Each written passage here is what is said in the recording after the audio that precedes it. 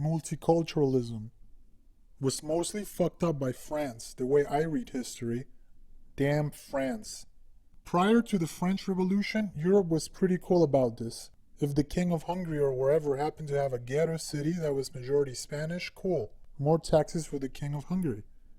Because back then army basically meant whatever mercenary company the king had hired with those taxes. There were almost no standing armies until a few centuries ago. The Vatican still works this way.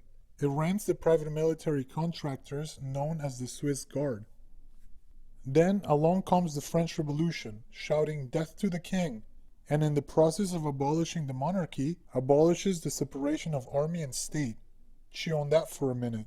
Formerly, the people paid taxes to the king, and the king used the taxes as he saw fit, to build a palace, to hire mercenaries, to buy the Netherlands, to sponsor a spaceship to discover a new world. But now the army was the people. Every man of age might find himself drafted for the people, and in the public interest, and so forth. Then Napoleon comes along and fucks shit up even worse by actually drafting every man of age he can get his hands on, resulting in what's known as the Grand Army, most of which dies when he invades Russia. But in the meantime, he's invading half of Europe, and the other European powers have to scramble to get their own drafts in order before they get Zerg rushed. Between these two French fuck-ups, the hypothetical city of Spanish expats in Hungary has become a massive liability.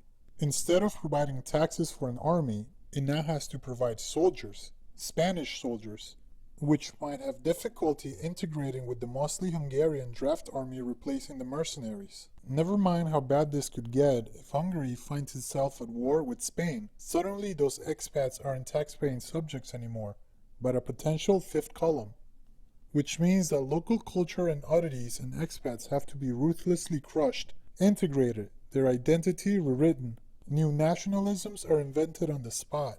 Greater France incorporating a lot of subcultures, like the Burgundians, Britain suppressing the Scots, then drafting them, etc. In a saner world, people might have agreed that the general draft was a wicked thing, and signed a treaty mutually forbidding it, much like the use of poison gas. The French Revolution would have been put down and Napoleon would have been hung for war crimes. But he wasn't, and now we have to live with the consequences. Giant standing armies, giant casualty rates, giant drafts, and the flattening of a culture into cheap chalupas and novelty sombreros.